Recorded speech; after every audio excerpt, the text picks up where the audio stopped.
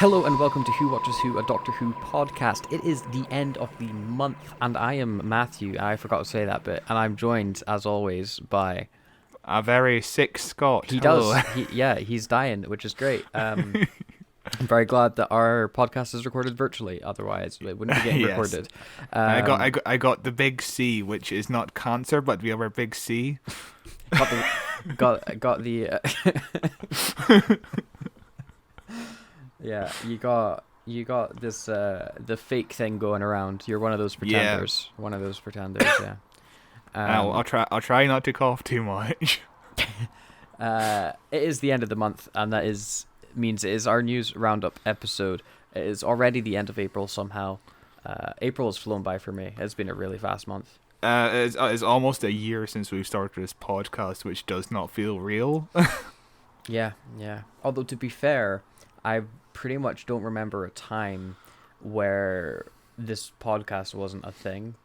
Oh yeah, it feels... we had the idea for the podcast for like 4 months before actually starting the podcast. So it's been over a year since the podcast's been a concept in our brains, and I can't remember past 3 weeks. So it is true. You have a very bad memory. So yeah, you wanna start off with the big news. So the big news that we've got is big Finish news. Joe Martin and Sacha Dhawan enter the world of audio in brand new audio dramas. Joe Martin, of course, being the Fugitive Doctor, and Sacha Dhawan being the current Master. First revealed on screen in the 2020 Doctor Who episode Fugitive of the Jadoon. See it in all caps, and we've been watching a lot of the Chris Chan documentary on YouTube, and I was very tempted to do a full Gino there and just shout Fugitive of the Jadoon, but I'm not alone in my house, that would be very rude. So, the Fugitive of the Jadoon, no, sorry, I can't read. The Fugitive Doctor is a previously unseen incarnation of the Doctor, of the Doctor who quickly established herself as a popular character with viewers, not off the Doctor who quickly established okay, you can't read either, it seems. I wasn't going to read this because I have a sore throat, but yeah, you can't read either. So. Now she's back as Joe Martin stars in 6 exciting new full cast audio dramas due to be released across 2 box sets. Joe Martin said that Big Finish do amazing work. They are a vital part of the fandom. I'm over the moon to be joining this iconic show. I can't wait to see what stories they have in store for the Fugitive Doctor.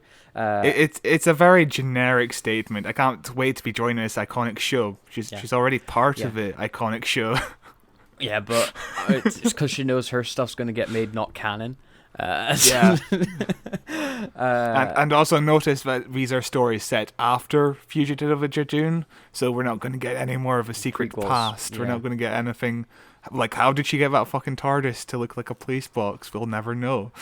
Just that's because, Scott, it's a question that you cannot answer because it makes no sense. Sacha Dhawan, who plays the latest incarnation of the Master, will also get a 6-part Big Finish series called Call Me Master. Sacha Dhawan said that he absolutely adored working with the fantastic team at Big Finish, so when they asked me to play the Master in his own series, it was an offer I couldn't refuse. The Master is such a joy to play on so many levels. I can't wait to see what he's going to be getting up to without the Doctor around to hold him back. Hold on to your seat, folks. Story details are being kept under wraps, but fans can now pre-order both series from Big Finish, which is pretty exciting. We've spoken a little bit about Sacha Dhawan as the Master and how we're kind of, not completely sold on him. He is a very manic performance as the Master, but and the same with the Fugitive Doctor. She's a really good performance and a really good character. We know nothing about her. This version of the Master, he's manic and crazy, and we know basically nothing about this version. How did he even come into be is the big question. If he's set after Missy. And you can always go down the route of the Master just returns, because we've seen Missy die a heap of times, but they kind of made it like a full stop with, you're not regenerating this time, Missy, ha ha ha. So, how did that happen? I don't think it really matters. But Never do I. It plays into, for me, the underwrittenness of his version of the Master. He's so poorly written, we don't even know why he's there. Yeah, I'm fine with that question never being explored. I don't need to know if he's a follow-on to the Missy Master. I'm pretty sure he is. I think they've referenced it a few times. Okay. Well, either way, it feels like he's a brand new incarnation. It's not related to his past. It feels like he could have been the first Master for all we know. Yeah. And that was a big fan theory for a while, that he was a previous incarnation of the Master. Like, because we've not seen the Master in succession. The Master that we see with Roger Delgado is not necessarily the first Master, and the Master we see after that is not necessarily the second Master, and so on and so on. It's like the fifth and the eighth, because time travel. The only time when we saw the Master in succession was in the end of Series 3, where he regenerated from Derek Jacobi into John Sim. And John Sim into Missy. Did we see John Sim actually? At the end of the whole thing is Missy shoots John Sim to make him regenerate into her, because she knows that I win because you're going to turn into a good guy, and he's like, yeah, well, I'm going to kill you, and that way I win as well. Yeah, I can't wait to cover that series. Such a good finale. And I wish I was Capaldi's final episode too, but his final episode is good though. But yeah, I'm excited for both the Fugitive Doctor and the Call Me Master, which I'm not really sure on the title. It feels weird to say it out loud because it feels like I'm a dominatrix or something. Call Me Master. Yeah. It makes me think of that scene with David Tennant and John Sim, where they're on the phone at the end of David Tennant's second series, where the Master calls him up and he's like, Doctor. Master's like, Master. And he's like, ooh, I like it when you say my name. There's a point where this incarnation of the Master had the Doctor on her knees and was like, call me Master, which takes on a whole new meaning when it's like, well... He chose his name on purpose, Yes. He knows what he likes. But yeah, I'm looking forward to these. I think it'll be interesting to see what these characters are like when they're given a personality. Yeah, it's kind of wild how quickly Big Finish got some rights to the 13th Doctor era, because usually they have to wait a couple of years, but here it's just we're not even finished the era, and we know we're going to see the Master in the Centenary special. Mm-hmm. And maybe probably the Fugitive Doctor, which would make sense, because theoretically we should get more answers to what the fuck she is, but I doubt Chibnall will answer any of those questions. Maybe this is actually part of... because they've just signed a new contract extension into 2030s, but maybe this is part of Russell T Davis's new idea for expanding Doctor Who into more of an MCU style, so that the Big Finish audio dramas aren't so behind. They're getting more relevant characters faster, rather than being like, oh yeah, look, 4 years after Capaldi's back. They can just be like, look, it's middle of this new Doctor season. Here's the companion from last season on an adventure. So they're just one season behind rather than 4 years behind. Yeah, we'll see. Yeah, but at the same time, I presume the BBC have the final say, because they don't want anything to be immediately contradicted in the canon. The BBC do not care about Doctor Who's canon. What are you talking about? We don't care about the canon, but let's say the 13th Doctor says something. I mean, that's immediately contradicted the next week in a Big Finish audio drama, but they have no control over. Scott, the Doctor says something in the episodes, and the week later contradicts herself. Okay, yeah, I guess you do have a point. Yeah, they don't care about canon in terms of the show's canon either. They don't care about the character consistency right now either. I'm sure that'll come to change when it comes in with this next. But Jodie's Doctor is a wild west of personalities. There's no such thing as having morals with her Doctor. It's whatever she's feeling like. Yeah, that's a good point. Our second story. Do you want me to just keep talking because you've got a bad throat, and you can you don't mind, you can just chime in with funny quips. The ratings for the Sea Devils sink. So we spoke briefly about the ratings in last week's episode, and that was the overnight ratings, so they were more of an estimation than the actual official ratings. We do have the official ratings now. So, on Easter Sunday, the BBC aired Jodie Whittaker's penultimate appearance in Doctor Who Legend of the Sea Devils, where the episode had the worst ratings in all of the show's history of nearly 60 years, as only 2.2 million viewers tuned in overnight, and we were two of them. This is even lower than the Eaters of Light, which holds the previous lowest overnight ratings with 2.89 million viewers. And you know what that tells me, Scott? That's the Aberdeen episode, isn't it? The Aberdeen episode, which didn't really have anything to do with Aberdeen. But, you know, Aberdeen no longer being in last place means that we need to get another Aberdeen episode that can do even worse than this one, because last place is where we should be, honestly. Legend of the Sea Devils was the 11th most watched program of the day and was beaten in the time slots by Antiques Roadshow on BBC Two with 2.26 million and Britain's Got Talent with 5.2 million. In comparison, the last Easter special in 2009, Planet of the Dead, which is a pretty fun episode, significantly better than this one, had 8.4 million viewers overnight and was the second most watched program of the day, only beaten by Britain's Got Talent, which had 11.2 million. Of course, we've said it before, watching TV is a lot different now than it was in 2009, and any program pulling in a couple million is doing excellent. But we do have a follow-up for those viewing figures. So Doctor Who's 7-day catch-up audience figures are 3.47 billion, which is a proportionally bigger rise than usual, according to, Lizzo Mzimba? Probably pronounced that horrendously. Yeah, Lizzo Zimba. He used to present News Round on CBBC. I never watched that show. You swine.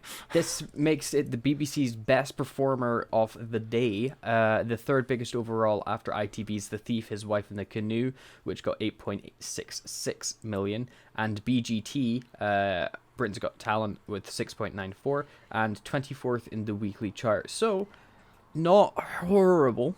Yeah. Still the BBC's biggest hit of the day, which is the most important thing for Doctor Who right now. But I think it just shows that TV viewing is just down in total. Like, it's Easter Sunday and only 2 shows are over 5 million, and Doctor Who's 3.47 million, which is quite sad. Yeah, but people are busy unsubscribing from Netflix right now. So,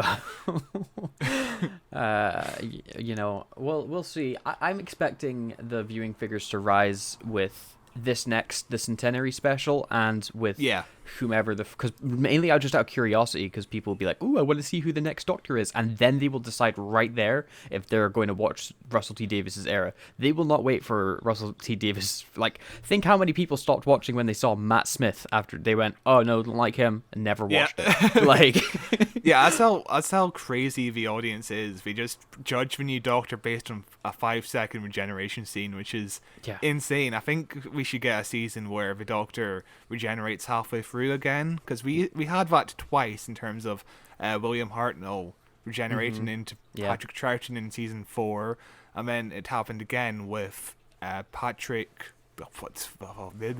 Peter Davidson regenerating into Colin Baker. And I think that'd be cool to do it again, because you'll keep the momentum. It would be really cool. I do not think you'd be able to make it a surprise. No, of course not. Which sucks, because it would be the biggest surprise possible you could do. But, you know, you could just say, oh yeah, this person is contracted for this amount of time, we're doing this entire season, and then maybe regenerate 10 episodes into a 12-episode season. Yeah. And nobody knows, because they think that the successor is filming for a New Year's special or something. And then randomly we just regenerate 10 episodes in. That'd be crazy. It would be, although it would mean you'd have to do 3 long episodes at the end of a season, because you don't want a Doctor to regenerate in a 40-minute episode.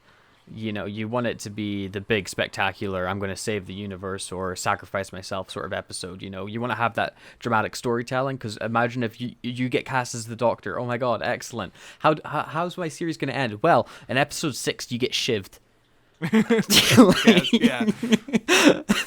You know, you could just do it in a 2-parter. A 2-parter would be the way to do it, probably. Christopher Eccleston got a 2-parter.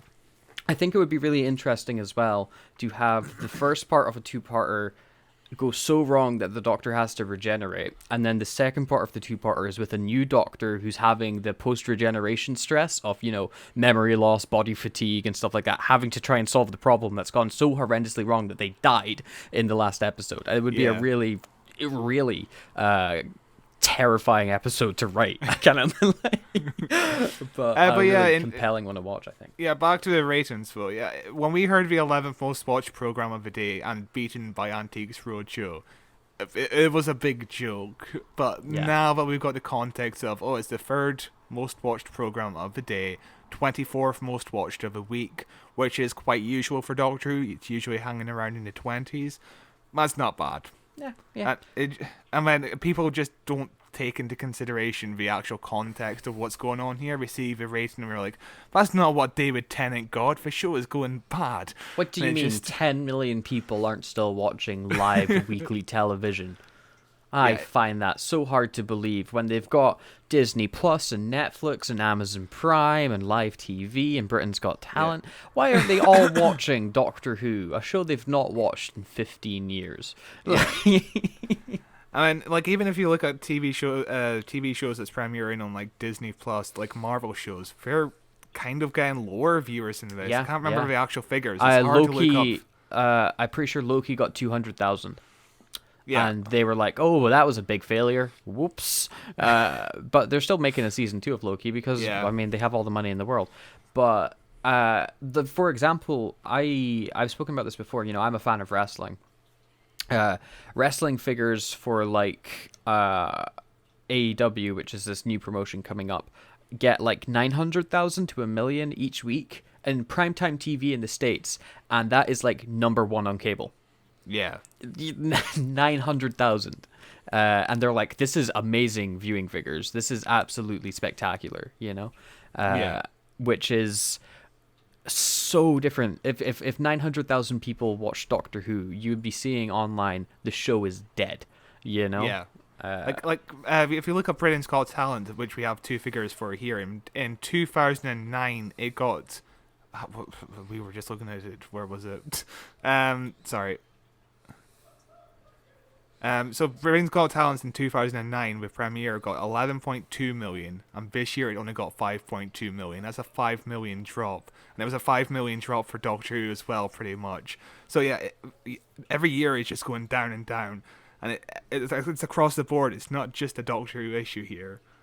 Yeah, but it's because people don't watch live TV, and people are really sour on the BBC right now. And if they don't pay their TV license, they don't even watch the BBC, and they just use Netflix, which people consume in different ways, and I think that's fair enough.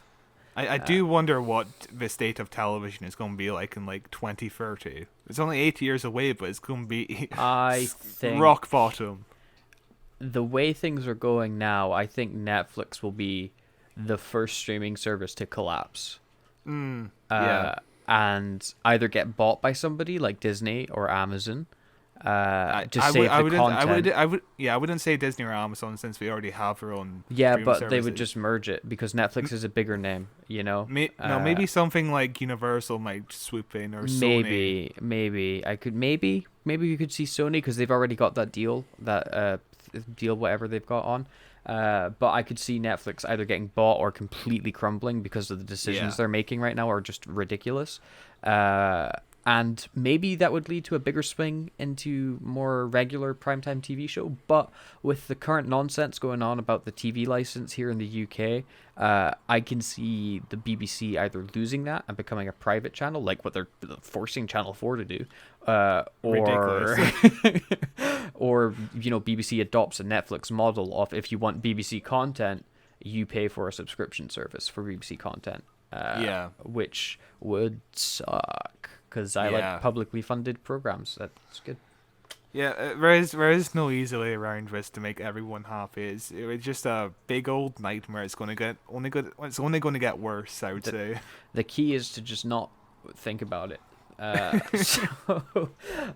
next story is Doctor Who Redacted, a Doctor Who spin-off podcast.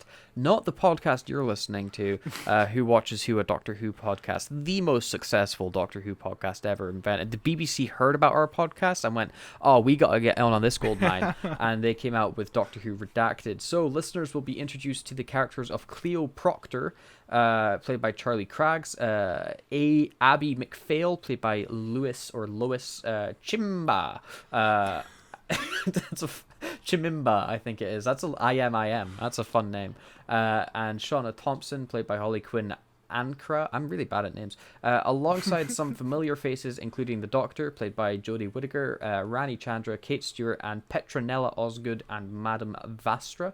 Doctor Who Redacted follows Cleo, Abby, and Shauna, three broke university dropouts from different cities across the UK who remain connected via their paranormal conspiracy podcast, The Blue Box Files. The trio speculate over Abby's favourite conspiracy theory, intent on finding out the truth behind the mysterious blue box that keeps cropping up across history. What if this random police public call box was actually an alien ship? They don't know who the Doctor is or if aliens are real, but soon find themselves caught in a supernatural conspiracy as they learn that everyone who's ever met the Doctor is disappearing and being forgotten. Essentially, they're being redacted from reality. The Blue Box Files is so unsuccessful that our heroes are the last ones to be affected by the redaction, making Cleo, Abby, and Shauna the world's only hope. Now it's a race against time to uncover the truth. Making a podcast about how podcasts are really unsuccessful and have no listeners is an interesting choice. But basically, the concept of this is it's three people that are the descendants of that one guy from series 1. Who had like followed the Doctor through history and then gets shot by an Auton in front of his family. Yeah. Have you had a chance to listen to any of the episodes yet of this? Nope. And I probably won't. I listened to episode 1. It's a solid fine, but there's nothing to really go back to. You said it was cringy. It was quite cringy, especially at the start where it's just like they're presenting your podcast, and of course it's going through the tropes of a conspiracy podcast, and it's like, oh fuck, this is just some of the dialogue. Some of the dialogue was just awful, but then we eventually went out of the podcast and we just spoke naturally. Well, to be fair, the podcast is supposed to be unsuccessful. Yeah. So maybe the dialogue was cringy and unsuccessful because the characters were trying too hard to be fun presenters, and that's why their podcast never took off. Yeah. You know? That is certainly the intent, and I'm glad. I was worried about if we were going to carry that throughout the entire show, but after like 5 minutes of this 20-minute podcast, they dropped it and, went on to like a regular Big Finish drama, which was considerably better. It's not something I would go back to. I think I'll check it all out. I'll probably listen to it over a few days rather than go back to it week by week. But basically, one of the characters starts disappearing for a time. We get erased from existence, and the Doctor's calling them, and I'm not sure what the fuck is going on. Rani's involved somehow, but yeah, it's at the point where I don't know what the fuck's going on, but I'm cautiously optimistic, and we'll see where it goes. Fair enough. Doctor Who Redacted is scripted by best-selling author Juno Dawson, alongside a host of new experienced writing talent with a strong emphasis on diversity and regionality. The audio drama primarily explores the relationships between ordinary people unknowingly immersed in the Doctor Who universe. It is available on BBC Sounds weekly from April 17th. Juno Dawson, why do I recognize that name? She's the pregnant lady from that one movie, Juno. Wow. That was really, really well. That's why I own one of her books. So yes. She's written just a crap ton of books that would never appeal to me. A book called Meat Market, Clean, What's the Tea, Say Her Name, The Gender Games, Hollow Pike. These are all like very female-skewed marketing YA stuff, it looks like. But she wrote Doctor Who, The Good Doctor, which is a Jodie Whittaker Doctor Who book I have sitting on my shelf that I have never read, but has a very nice cover. One of like 4 Jodie Whittaker Doctor Who books, because we don't make them for some reason. Yeah, because people don't know how to read. But yeah, that's why I recognize that name. So this is a writer that is familiar with Jodie's Doctor specifically. So that makes me a bit more interested in listening to it. The thing is, neither of us are really in the target audience. I think this is more geared towards obviously female listeners, but it's a solid attempt at making a weekly series, series that It could might be a gateway drug into Big Finish. I would hope. Yeah, it could And be. especially with the Fugitive Doctor news and the Call Me Master news, that's bringing in some of the Jodie fans into Big Finish as well. So Yeah, all three of them. yeah. Daleks are coming in 4K. It's not a sentence I thought I'd be saying tonight. So, Studio Canal are issuing new restorations of the 60s Dalek movies. Doctor Who and the Daleks from 1965 and Daleks Invasion of Earth 2150 AD from 1966 star Peter Cushing as the Doctor and were directed by Gordon Fleming. Both films will be released in 4K Ultra High Definition discs this summer. On Sunday the 19th of June, the British Film Institute Southbank in London will host a special preview event, including a double bill screening of the new restoration. We've got to go to London. Both films will be then theatrically. Is that even a word? Theatrically, there we go. I can't read.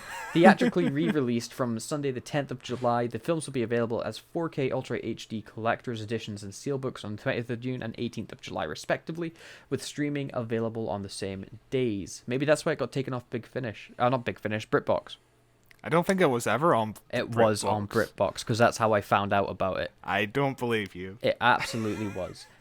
Each collector's edition will include a 4K Ultra HD and Blu-ray disc, a booklet with new essays, and exclusive 32-page version of a new book from publishers Titan, a collectible coin, art cards, and posters. New artwork from these releases has been specifically commissioned from Johnny Dombrowski.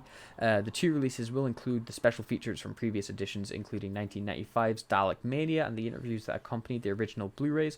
New material will include updates on the last restorations and audio commentaries by Mark Gatiss, Kim Newman, and Robert Shearman.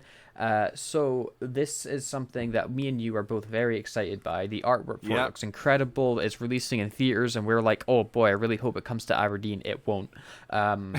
It's getting all this stuff, and it just so happened we are also going to be covering Doctor Who and the Daleks come our 1-year anniversary, and this releases like what? 2 weeks after, a week after, like it's actually it's an entire month after. A month. Close enough where it's like, oh fuck, we predicted this somehow. Yeah, we called it. It's so close to being perfect timing for us, but also because it's a month off, it's like, well, we can't just delay our anniversary special month, because it's going to be a long episode. So we bought the Blu-rays instead of this new re-released remastered 4Ks, but we're definitely going to get it. And, by the time we want to review Dalek's Invasion of Earth 2150, at least we will have the new copy, by that point. And also we'll be able to compare the two Dalek movies, the Blu-ray and the 4K, to just see the difference. It'll be nice. I hope it's a good transfer. I'm sure I'll be able to see the difference in my 1080p screen. You're behind, my friend. No, it's just 4K TVs are expensive, and they aren't that expensive. Ultra HD Blu-ray players are expensive. They aren't that expensive. My Blu-ray player cost 80 quid, and it's just a regular Bluray player. My 4K player costs like 140. Yeah, that's not too bad. That's so much money. That's so much money. But Daleks in 4K, that's very exciting. You haven't seen the Peter Cushing movies, have you? I have seen scenes that were on, I think, the Sci-Fi Channel when I was flicking through. I was like, oh, Doctor Who, this is cool. Had it on, and they were kept calling Peter Cushing Doctor Who. Like, his name was Doctor Who, and I was like, what am I watching? This is so weird. And then I turned it off because it was bad. But going in with context might help. The first time I saw the actual original Dalek movie was like a few days before Series 2 with David Tennant premiered. They decided to put it on BBC Two, and I was sick, and I watched it thinking it was classic Who. And then all of a sudden every character referred to the Doctor as Doctor Who, and I was like, wait, so the TV show is based on this movie, or what happened? I'm not sure what's going on here. The calling the Doctor Doctor Who it's the most frustrating thing for me to listen to. But yeah. Oh, actually, he was credited as Doctor Who for many years. I know he was credited as Doctor Who. Fair enough. And but nobody said referred to as Doctor Who quite a number of times, like maybe 5 times. Oh yeah, So, that's like out of 800 episodes, 5 whole times. And there was comics where like William Hartnell's Doctor met Santa Claus and all that. His name was Doctor Who. Yeah, and sometimes like somebody will walk into the TARDIS and they'll be like, "What's your name?" And he'll be like, "I'm the Doctor," and they'll go, "Doctor Who." So yeah, it happens all the time. But yeah, fingers crossed. It's like a wide theatrical release because I would love to see these movies. Yes, screened, I would love to watch it in cinema screen next to all the sweaty, smelly people that like Doctor Who as well. In other news, Chibnall talks about Russell the Davis ignoring his changes. So, Chibnall was in a reflective mood when he recently caught up with Radio Times, looking back on his time making the show, as well as the sometimes controversial changes he made to the Doctor Who quote-unquote lore, including the new backstory for Jodie Whittaker's Time Lord. You're not carrying a vase across a room.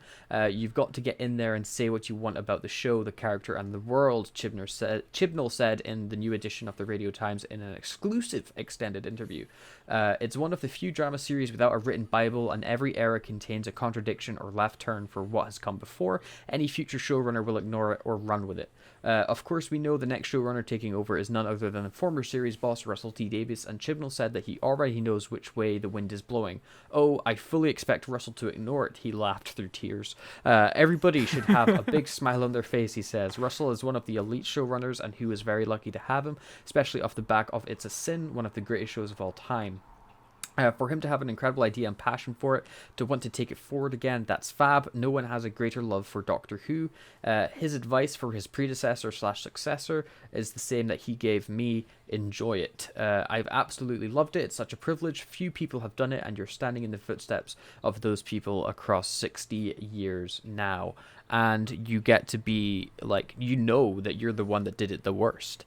Like, you don't think that you're one of the ones that were like in the middle, that you won't be remembered. You're gonna be remembered because you did it the worst.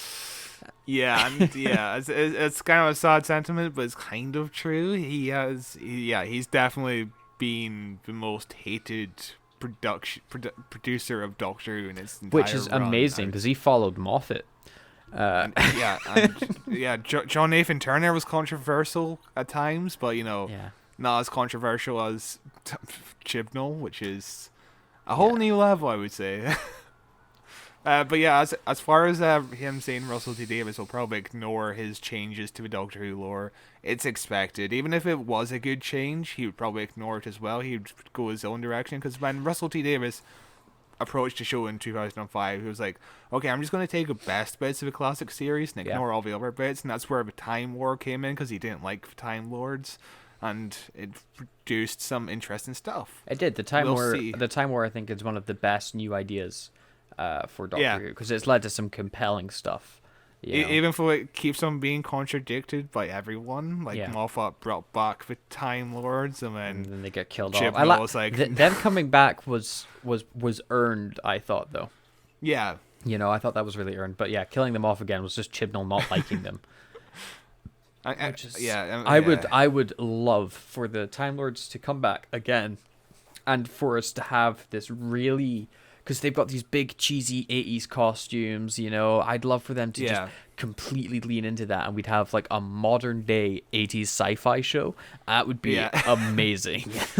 Basically, because we got destroyed in the 80s, we're still kind of stuck in the 80s. We've been frozen in time, and we all have like mullets and and side chops. And for some reason on Gallifrey, all the special effects look terrible. That would be amazing. In other news, this is a new segment.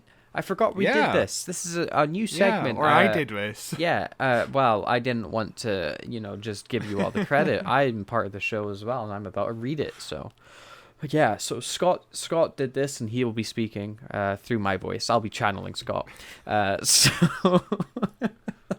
A trip back in time, Doctor Who events that happened on this month in history. So it's kind of like my history segments, but Scott won't believe that. This is an original idea. Going back, looking at when, I mean, it's pretty self-explanatory. Doctor Who through this time in history, where was Doctor Who in this period of April in previous years? So we will start in 1962, which was 60 years ago. The BBC began their search for sci-fi material that could be adapted.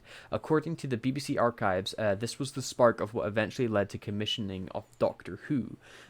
So instead of finding like an old sci-fi novel, they just came up with an original idea, which is a fair enough thing. There's a few sci-fi novels out there you could do. A lot of them are like Star Trek, because Star Trek took a lot of influence from previous sci-fi novels. As did Doctor Who occasionally. Yeah. In 1967, 55 years ago, Deborah Walting is cast as Victoria. I assume that is a companion. We saw her first episode as companion in Tomb of the Cybermen. And we both enjoyed that scene where she's talking to the Doctor about grief. Yes. Okay. Yes, it's that lady. Okay. Yes. The lady who ate with poison and slept most of the episode. Yes. See, the issue is we've covered also the episode where the companion, the Dalek one with Peter Davidson, where the companion also spends most of the episode lying down in bed. The female companion specifically. Classic Who not having great female writing. I'm shocked. In 1972, 50 years ago, the book The Making of Doctor Who is released, written by Malcolm Hulke and Terence Dicks. Where have we seen those names before? Yes, Malcolm Hulke and Terence Dicks. Of course, this is tied into the Sea Devils. There's a whole bit of this book that's just about the production of the Sea Devils because it was released like a month later. And this is also the book where it's revealed the Doctor's name is actually a symbol. Yes, it's like a mathematical equation. Which is, I guess, not canon. Although, to be fair, there's nothing to contradict that canon yet. So, I guess it's technically still canon. There is no canon. Yeah. In 1987, 35 years ago, Sylvester McCoy films his first episode as the 7th Doctor. A Doctor that we're going to be visiting again very soon. Next week. Yeah, we visited them in the Doctor Who movie many months ago now, which is insane. It was so long ago. It was in August. It was the last episode with your old microphone. Oh yeah, God. That's how long ago it was. But yeah, I don't count that episode as a Sylvester McCoy thing, because all he does is sit with his cup of tea, and when he steps outside, gets shot, and then he has surgery, and then he dies. But he is still somehow really good in it. He's somehow still really charming in it. Yeah, he is excellent in that movie, even though he just does nothing. Yeah. In 1997, 25 years ago, Virgin publishes their final Doctor Who novels after losing their rights. Their aim was to tell more challenging and more adult stories within the Doctor Who universe. And after losing the rights, they continued publishing Berners Summerfield stories. What is a Berners Summerfield? Berners Summerfield was a book companion to the 7th Doctor after Ace left. Her character eventually got adapted into Big Finish audio dramas because of course it did. The BBC refused to give Big Finish the proper license, and then Virgin were like, "Hey, we have a character who's actually independently owned by us, so why not adapt these stories into audio dramas?" And that's how Big Finish got their license to publish Doctor Who stories. Nice. It's a weird story of Doctor Who. Yeah. In 2007. 15 years ago somehow. Jesus Christ. Russell T Davies tells the BBC that he doesn't want to return for Series 5, and he also begins working on The Voyage of the Damned, which we have covered. It's a pretty fun episode, with the News of the World reporting that Kylie Minogue was to be a Cyberman in that special. Completely not true. We spoke a bit about rumors and how Voyage of the Damned was made in our Voyage of the Damned episode. That was very interesting to go through. Yeah. Torchwood also beats Doctor Who for the best drama at the Welsh BAFTA Awards. David Tennant, Eve Miles, and Graham Harper receive awards. Torchwood winning an award, was it for the most sexy sci-fi? Yeah, it was the most attractive Cyberwoman award. Yeah, interesting. And Russell T Davies said he'd never come back to Doctor Who. Yeah, Yeah, that certainly held up. Yeah, yeah, he never yeah. came back. Wonder what ever I still happened to that guy. I still can't believe he's coming back. By the way, it just It doesn't feels feel real. unreal. Yeah, it doesn't feel like it's true still. In 2017, which 5 years ago, simply that's just not true. Capaldi filmed his final episode as the Doctor while Series 10 begins airing on TV. How did Capaldi stop being the Doctor 5 years ago? I know it doesn't make any sense. That is upsetting. But yeah, that's what happened on this time of the end of April. And also, Capaldi's final season, well, banger of a season to go out on. It's probably the best final season of any Doctor, I would probably say. Yeah, his seasons, most Doctor's seasons probably peak in their second one, and then the third one's downfall. His season's better each single one. Yeah, certainly. Yeah, I can't wait. I'm excited to cover a Series 10 episode because that whole season was just Nardole. I'm sorry, I love Nardole. Lucas, that was amazing. Yeah, I love Nardole. He's so good. I love Bill. Bill's really underrated. I think she's really fun. And, the whole Mrs. storyline was a lot of fun. Oh yeah, the best Christmas special. The is the best Christmas special. The Husbands of River Song. You kidding? Oh, the Husbands of River Song, yes. I think you're referring to Twice Upon a Time. That is also really good, but the Husbands of River Song is the best Christmas special. If you say so, buddy. If you say so. What would you say is better? What would you say is better than the one with Santa Claus as Nick Frost? Or sorry, the other way around. I'm sorry. Are you saying Husbands of River Song is the best one of all time? Yes. I thought you were saying Twice Upon a Time was the best one of all time. No, that's the second best. Husbands of River Song was the best one, I would say. Yes. Yes. It is amazing. It's an amazing episode. But shall we move into Big Finish? Yeah, and it's a relatively short month for Big Finish, so yeah, we should get through this easily. Lovely. Or you should, because I'm not reading. Oh god. Hang on, I have stuff I need to do. So our first Big Finish release is actually, hang on, I'll do that again. I'm pulling up a photo of the thumbnail. Very nice. It's a nice looking thumbnail. It's a nice looking cover as well. I like their painting ones. So our first Big Finish release is Doctor Who: The War Doctor Begins Battlegrounds. You're seeing the cover on screen now if you're watching on YouTube. If you're listening in audio form, imagine a very nice watercolored painting with young John Hurt. It's and the bald guy that gets punched in the face. It's a very nice looking painting, I think. I'm enjoying their because they've been doing a lot of these recently. I think they've finally decided that they've used stock photos too many times. Yeah, but I'm using these paintings, it seems rather inconsistent because sometimes like a 10th Doctor release will get this painting version and it's like, okay, but the previous 10th Doctor release had the photoshopped cover. What's going on here? Yeah. See, I think the painting one makes it seem higher budget. Like, it seems like it's got more quality to it than the Photoshop. Because the Photoshop one, like, I could do that in Photoshop, you know? I'd love for him to just keep consistent. Because even on this page we're looking at, we've got 6th Doctor with a painting. I mean, we scroll down to the 9th Doctor, which is just Photoshop. And we've seen this pose of the 9th Doctor a million times. Yeah. But the synopsis for Doctor Who: The War Doctor begins. The Doctor is no more.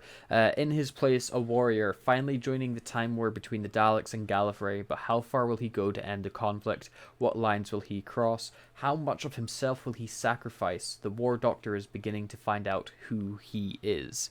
What I love about the War Doctor, the tragedy of his character that they decided to give him, is that he did not regenerate into old John Hurt. He regenerated into young John Hurt and fought in that war until he became old John Hurt. I think that is the most tragic and compelling choice they could have made. Yeah, which is something you don't think about when you watch the 50th anniversary special. It just feels like he just regenerated into old John Hurt. Mm-hmm. Yeah. And of course, we only get a glimpse of young John Hurt in like a reflection in the mini special we did with Paul McGann. Yeah. What a excellent idea that is, to really sell home the horrors of that war. Next up is a thing called the robots. Is that Doctor Who related? It could Yes, be. it's Doctor Who related. Oh, okay. It's a spin-off of the Eighth Doctor series, but it's also a spin-off of the Fourth Doctor story, The Robots of Death. Lovely. I love convoluted Big Finish stuff. So this is a Photoshop one. It is, the only interesting thing in it is the terrifying robot that's about to grab the lady. But so let's find out about Robots Volume 5. Oh my god.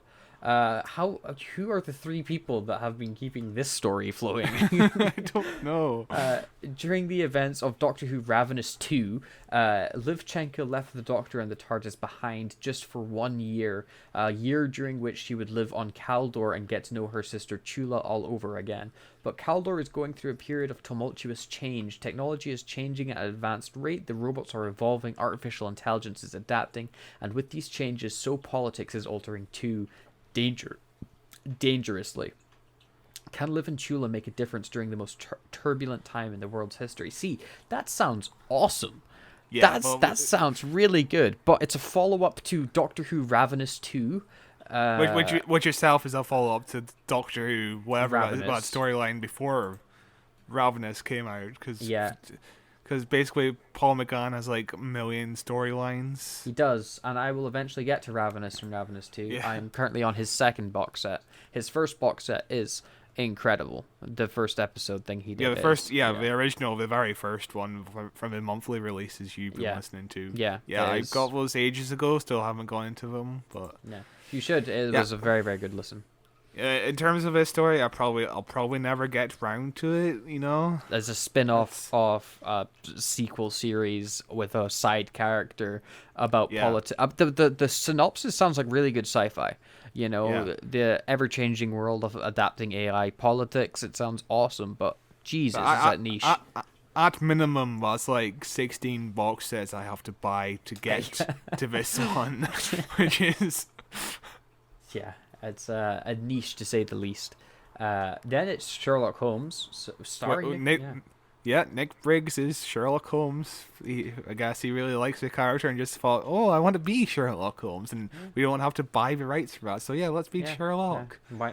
Fair enough. But in Doctor Who world, we've got Doctor Who: The Sixth Doctor Adventures, Water Worlds. This is another lovely painting one.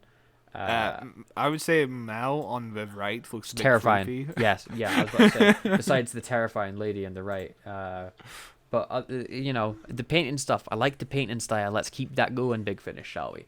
The Sixth Doctor returns, and he's thrown straight into the deep end, traveling the galaxy with Melanie Bush and their brand new companion, marine biologist Hebe Harrison. There are wonders to see, dangers to face, and plenty of perils beneath the waves.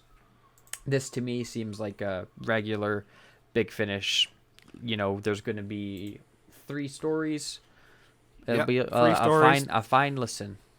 Yeah, 3 stories with 2 parts each. So I presume we're going to be 45 and probably half hours, I would say. Yeah. What's interesting about this is the Sixth Doctor is a brand new companion who is a marine biologist. I hope she eventually meets the Sea Devil, so it'd be a lot of fun. That would be good. Yeah.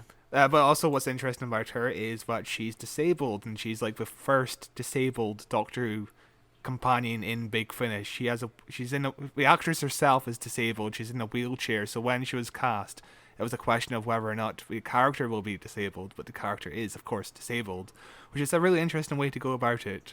Yeah, that's cool. Don't know how relevant it's going to come up in the audio drama, but it's a cool detail to have, you know? Yeah, and you know, it's cool to get representation. Of course, we had disabled companion with Ryan, who had I can't remember what he but apparently his dyspraxia wasn't the best represented. I'm not surprised, because the most that ever came from was he couldn't ride a bike, he couldn't go down a ladder, then they forgot about it for a season. I mean, he couldn't play basketball, but then he could play basketball. Then he could, and then he went on the bike again. He couldn't ride the bike. Yeah, I think he kind of did ride the bike into his ghost grandma. Remember? Yeah. next up, we have got Ninth Doctor story coming out. Oh, is this season 2 already? Hell yes, it feels bizarre. 'Cause it feels yeah. like he just came back. It feels like season 1 just ended. How is season 2 already out? I mean, to be fair, we were a bit late getting to the finale for season 1. But Yeah, but with this box set, we'll have more Eccleston episodes in audio than on television, which is wild. yeah. This makes it Doctor Who: The Ninth Doctor Adventures Back to Earth. So, time and again, the Doctor finds himself returning to his favorite planet, dropping in on history or present day, whether it's kings, commuters, or ordinary people. He's never met anyone who isn't important. So, what I'm curious about is what years are going to be set in. Yeah. Well, one of them set in Moscow 1605. 1605, yeah, I can tell that from the thing. But the other ones don't have dates. And the lady behind the Doctor looks like a very modern person. Yeah, so, I feel like 2 of his stories are going to be modern, or at least set within the last 30 years or something. Yeah, which will be cool. There's a weird squid man in the back, which is one of the worst looking renders I've seen Big Finish do. There's also a weird robot man that doesn't look great, but it's kind of passable. Yeah, and again, it's another Eccleston picture I feel like I've seen a million times at this point. Yeah. Which is why I think we should eventually move on to paintings. Yeah. That'd be nice, but whatever. But we're gonna get this anime because we're probably doing this in June, July. We'll eventually get around to this. Sorry, I use Opera GX as my browser. And it's got this cool thing where I can take screenshots and just pull up pictures, which is what I've been doing to pull up the thumbnails for these Big Finish episodes. But I just saw a button here that said meme, and I was like, what does meme do? So I pressed it, and it just allows me to add top text onto the photo, which is just a fun thing for it to do. Yeah, I know your love for top text. I love a good top text meme. Right, next up, Survivors. That doesn't seem Doctor Who. No. Torchwood. This cover was actually just released today, so we're brand new into discussing this cover. It's a really good cover. I love it. Torchwood War Chest, starring Noko Mori. Naoko? Maybe. It is the largest depository of alien artifacts ever assembled, ready to wage war against the heavens. Of course, they call it Antebellum. Of course, they forgot about it. But the Dao cohort have rediscovered it, and tonight they're breaking in. They have 1 hour, and Toshiko Sato is as a reluctant hostage. Can they steal Torchwood's greatest secret? So I recognize her from the Torchwood episodes I did watch before forgetting about the show. I should probably get back to that. And it's pretty cool. It's an action-y looking cover. Yeah, she's got a big gun, which is awesome. And she's blowing up something behind her. And, cool guys don't look at explosions, as Lonely Island taught us, so... She's my favorite Torchwood character, so if I was going to get any Torchwood release, I would probably go for her releases. But, I still want to listen to Torchwood Series 5 and Series 6, which were released by Big Finish, so... It'll be a while before I get into his solo stuff. I'm curious as to what this actually sounds like. She's the only credited actor. Is she? Yeah. The cast is just her. I presume the cast release hasn't been released yet. On this thing in cast, it just says her name, and the backstage photo is just her in a parking garage. The famous Big Finish car park. Yeah. And it was recorded on the 12th of November. 2021, yeah. Interestingly, recorded on 12th of November 2021. Recorded at To Be Confirmed. They don't know where they recorded it, but they definitely recorded it. The recording appeared. They don't know where it came from. They were like, we better turn this into a Big Finish episode, I guess. I think we've said this about Torchwood before, but it feels so... each release feels so disconnected, where it's just focused on one character rather than the entire team. But of course, you can't do the entire team because of the whole situation of John Barrowman. Which is, we're still waiting for a release of the Torchwood story where David Tennant jumps on board, but we'll never get that. We'll get it in 5 years when John Barrowman finally apologizes. Yeah, no. He'll never apologize. True, he did nothing wrong. Yeah, but that's all the Big Finish releases besides the vinyl edition of the Eccleston one. Yeah, this is the first vinyl edition I'm not getting because I don't listen to the vinyl ones I Yeah. already have. I already have it 4 vinyls and I haven't listened to them. I only listen to them on Yeah, my phone, yeah. so I might as well just stop the vinyls there. Yeah, saving yourself like a whole 15 quid or so. So, Yeah, but I have a nice collection of season 1, so I'm happy with that. yeah. Yeah, I don't listen to vinyl because I live in the year 2022. But oops, I didn't mean to close that. What out of our Big Finish? Our Big Finish? These Big Finish? Yeah, we are Nicholas Briggs. What out of these Big Finish releases gets you most excited? Probably the Ninth Doctor. It's fair to say because also we're covering this anyway, and I love the Ninth Doctor. Even though the one thing about the Ninth Doctor is I would prefer for a story arc to come out of it. Yeah, rather than just individual standalones. I do love the individual standalones, but I would just love to hear the Ninth Doctor have a proper story arc. But that feels like at the same time I would take away from a show. Yeah. Which is the Ninth Doctor is a bizarre Doctor to cover because his time on the show felt so definitive. I mean, all of a sudden we're getting these adventures of him before he met Rose or soon after he met Rose or whatever the fuck his timeline is. Yeah, I think his Big Finish episodes are the hardest to fit into being canon compared to other Doctors. Because other Doctors you can just say, oh, it's between episodes, but this one specifically, it's like, oh, I don't know. Because Rose is such a big part of his Doctor and his arc that her not being there makes you be like, well, when is this? Yeah, we saw a definitive start for the Ninth Doctor where he's looking in the mirror, checking out his ears. And then we saw a definitive end, obviously, where he regenerates into David Tennant, and there's not much leeway into it, and it just feels... It kind of feels like it's decanonizing the Ninth Doctor in a way, even though I do love listening to Eccleston in these adventures. Doctor Who canon is just a weird area. It's just a mess. I think I'm the most excited about Sherlock Holmes, The Fiends of New York City. Are you? No. I'm most excited for Nicholas Briggs to live out his dream of being Sherlock. He's wearing the duckbill cap and everything in the photo. Yeah. This whole month in terms of Big Finish is not interesting to me. The War Doctor Begins, I haven't listened to the last 2 box sets, although they are apparently very good. Some of the best Doctor Who I've heard. So I'll probably eventually check that out, but I've got a million Big Finish purchases I still have to get round to. With Big Finish, it is, an ocean. You've just got to pick and choose your battles. But yeah, I'm the most excited about the Eccleston one because we've obviously listened to all of his episodes, so I know where that is going to be kicking off from. The rest of it, if I had to choose besides that one, maybe the 6th Doctor, because that seems pretty standalone and like you could just jump in. And you got brand new companion as well, so it's like a surrogate. This is the perfect time to jump into the 6th Doctor adventures. Yeah, it's not the most exciting month, but still a good month nonetheless. I can't believe it's season 2 of Eccleston already. I know. Jeez. Yeah, it's been crazy. It's been fucking nuts, man. Yeah, but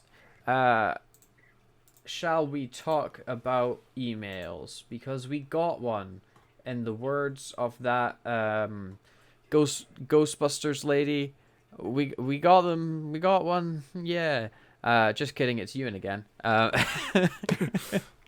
Our favorite person. If you were watching that on YouTube, you got to see me talk over Scott just coughing his lungs out. He was just dying. It was really hard to talk over, but I was halfway through a sentence and I didn't want to start again. So Ewan has sent us in an email titled "Curse of the Bland Spot Episode," and he begins. Hello again. Was going to message you both privately, but decided why not, quote, send them a bloody email, unquote, instead. Don't know who's ever said that. Oh yeah, Really, Matthew just had the detour. Did you send a picture of you to him? and I will. Thank you. You forgot. I did our, forget. our one proper email, and you forgot to do what you promised. He said, right, but this is the thing, right? Ewan sent it at 9:30 on Sunday evening, and I was messaging him on Facebook at the same time. Like, I was actually talking to him, so I totally forgot to send him that You photo. could have still taken a photo. There's no excuse. I will do it. Promised. I will do it right now, live on air. I will reply with a photo of my face right now. Take a picture of me as well in the photo. Oh god, that's gonna be so hard. Okay. Right, there we go. Click. Okay, photo has been taken. I don't know how visible you are, Scott. Not that visible. I look. It's a really bad angle for me, but that's getting sent to you, and I guess. Boop. Reply. Attach file. He's gonna be so confused. And I don't reply with any other context, just that image. There we go. I have replied. Completely forgot about that. Yeah, if you send us an email, I will reply with a selfie. Ewan just got a free pass because, again, I know this guy and he was messaging me about something else. So, anyway, let's continue his email. Really enjoyed the Black Spot episode you both did. It were the big fun. I also told Matthew this privately, but I am a big fan of the thumbnail. Who doesn't like the Backstreet Boys and their when they turned into Cybermen? Anyway, might interest you to know that for some unknown reason, this episode of Doctor Who is one I actually remember quite well. I have no explanation as to why, so please don't bother asking me incredulously. I know it's not the strongest episode of Doctor Who or even Matt Smith ever, but I just remember it being a fun one. The era of swashbuckling pirates was a part of history I don't remember Doctor Who visiting too often, and I enjoyed the sci-fi explanation as to what the mythological sirens really were. I also, like you both pointed out, enjoyed how the show remembered that Rory was actually a nurse and used it in a useful way in the show, was at least mildly clever. I enjoyed the small tie-ins and references to the whole River Amy Rose Rory storyline as well. Very much enjoyed the story arc. One of the many reasons Matt Smith be my favorite Doctor, methinks. It's like Jar Jar Binks.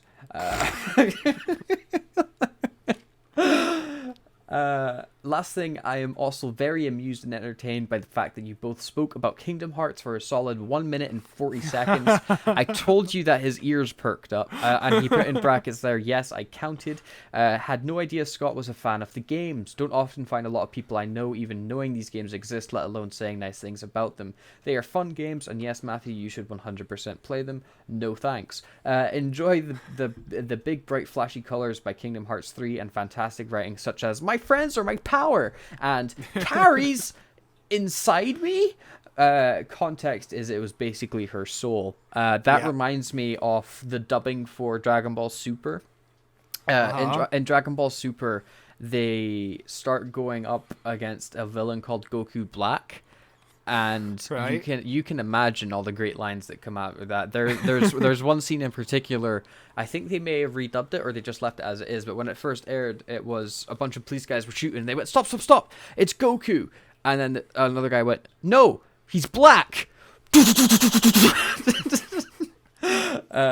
Which is just really unfortunate translation, I think. But yeah, gotta love, because obviously Kingdom Hearts is a Japanese game as well, and the script gets translated. I think it's Japanese. Yeah. It is Japanese, yeah. yes. Final Fantasy is Japanese, and it's a Japanese thing. Anyway, in conclusion, I did very much enjoy the episode that you boys did. What? Hang on. In conclusion, I did very much enjoy that episode that you boys did. Good job with the pod episode. See, there should be a comma there, Ewan. I enjoyed myself listening to it as I always do, and constantly plug the pod to any and all fans of Doctor Who that I can, as should everyone else. See, the problem that we found is nobody likes Doctor Who. Please send them an email. Please, it can't just be me and scammers sending emails to this Gmail account. Their email is whowatcheswhopod@gmail.com. Disclaimer, I was not told to say this, nor was I paid or threatened, mostly. Okay, bye. Love Ewan. friend of the show. P.S. And yes, I see it being likely that one of you are going to make fun of, or at least laugh at, the way I word things. I'm covering my ass and acknowledging it before I get ridiculed for it. Don't worry, Ewan. We didn't say anything bad about the way that you word things incredulously. Watching Scott laugh through a cough there was great. Yeah, no, you talk funny, it's true. PPS, I hope you're not refraining from saying fantastic anymore, Scott, just because I called you out on it. I was always just listening out for you to say it, you ain't said it in ages now. Own the fantastical, my guy. We would, Scott had to stop because Christopher Eccleston actually sent him a hate note telling him he had to stop. It's not been a conscious effort, but the minute you pointed it out, I was like, I can't say fantastic. I need to think of a new vocabulary. I'll say amazing instead. But yeah, I'll say fantastic. It was a fantastic email. Thank you, Ewan. Yeah. And Kingdom Hearts is fantastic. Really bad. I'm glad he's like the one person who remembers Curse of the Blind Spot. No. There's one other person. Because remember, there was that comment on our Facebook post about it, where that dude was like, I liked the episode. So it was that guy and Ewan are the only two people that remember the episode.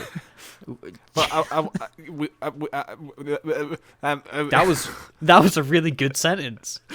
You should start a podcast where that was such a coherent thought.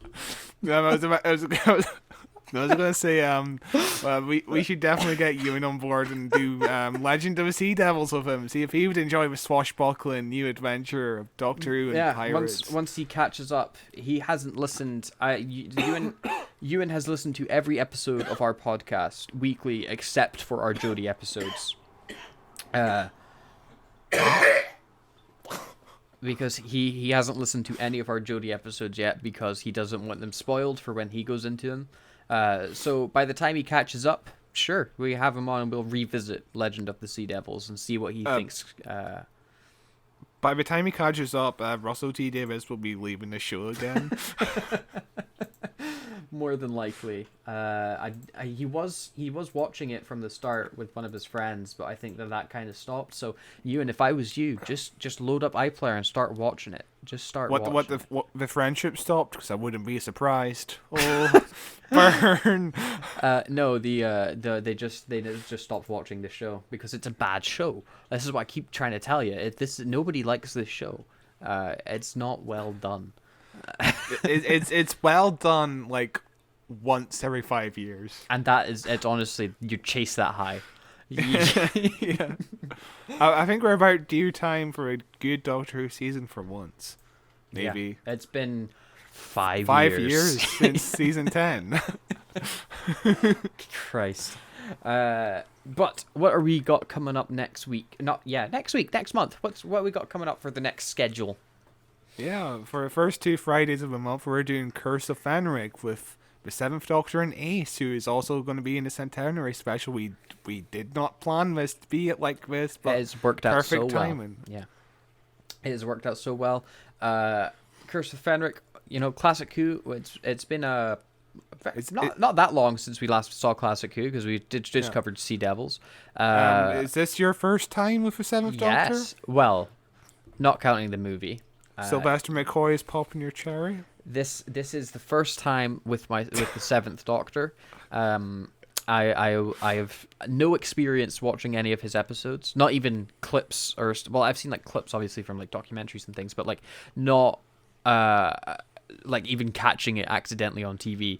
I have never seen his episode aired or on TV or with my own eyeballs in any way, shape, or form. So basically going into it blind, and I'm going to criticize it heavily. It's probably fun. Sylvester McCoy has some of the worst episodes, especially during season 24, but season 25 and season 26 are excellent. We're doing season 26, so it's a fun episode. Yeah. I wouldn't say it's an excellent episode, but it's fun. Okay. I can't wait to watch somebody walk through a facility for 15 minutes, like what happened with the thing about Curse of Fenric. The pacing is just so quick. It's great. It's a greatly paced episode. We'll see. We'll see. And after that, after we finish Curse of the Fenric, it will be our 1-year anniversary for the podcast, and we will be covering Doctor Who and the Daleks, the Peter Cushing movie, which again you can get on Blu-ray. The 4K Ultra HD is coming out the next month, the month after we cover it. So get your pre-order in, and then listen to our episode on the backlog, or just listen to our episode and that'll convince you to buy the thing. I don't know, but that's going to be a very long episode, I imagine. What should be 20 minutes? What should be 20 minutes? Because we're going to have a lot to talk about and go through it. I'm very much looking forward to that nightmare of scheduling when we're going to be able to record something that long. Oh, God, yeah. And then after that, it's the news, which hopefully I expect this next month to maybe be a bit light in Doctor Who news. Watch the Doctor get announced tomorrow. But I think July time is when we're going to get a Doctor Who announcement. June or July. And the BBC have been notorious for telling Big Finish not to promote anything for a while, so I don't think we're even going to get Big Finish news for a while. Wow. It's going to be completely silent, apart from maybe Chibnall will get interviewed, and maybe Russell T Davies will get interviewed, and then that's basically going to be it for the next few months. I look forward to it. But that's what we've got coming up. In the meantime, you can follow us on Facebook at Who Watches Who, on YouTube at Who Watches Who. The podcast is available in audio form wherever you listen to your podcasts. On Twitter, we're at Watches Doctor. You can follow me on Twitter at Cloth223. What else have I got to say? I feel like I'm missing one. Send us an email at whowatcheswhopod@gmail.com, and we'll ridicule you like we ridiculed Ewan for having bad opinions. Maybe send a good email, unlike Ewan, who keeps on sending the worst emails. Yeah, the bar's so low. It's so low for you to become the next friend of the show. Right now, Ewan's friend of the show by default, but you, John, could be the friend of the show. I know you're listening. I'm watching you. Yeah, John Hurt. John Hurt is listening to us. Yeah, wow, from beyond the grave. So send us an email at whowatcheswhopod@gmail.com about literally anything Doctor Who related. It could be about Curse of Fenric, or one of the previous episodes we've covered, Big Finish, literally anything, and we will read it out in the news. And I will remember to send you a photo of my face. It's a lot easier if I don't know who you are, because I can't just message you on Facebook like you sent me an email. But yeah, send us an email. I'd be interested to hear what other listeners. We know you're there. We watch you download them we see the statistics. Just type a wee email out. It's not that difficult. You know? we literally watch you downloading the episode. We watch you hit a button. We watch you on the bus stop, thinking about listening to the episode and deciding to listen to some Backstreet Boys album instead. Yeah, we watch you download the episode, not listen to it for 6 days, then go, oh, the new episode's coming out, I'll just skip this one, and delete it. And you should know, we feel our tears are just building an ocean over here while you ignore us. Just stop ignoring us and fucking listen to us, you bitches. Wow.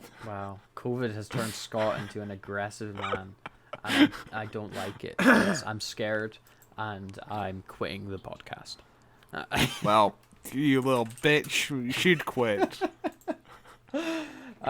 Right, we've been going on for quite some time now. I think we should wrap up the podcast at this point. I'll wrap you up in plastic because you're dead. I'll kill you. Okay, so bye. Bye.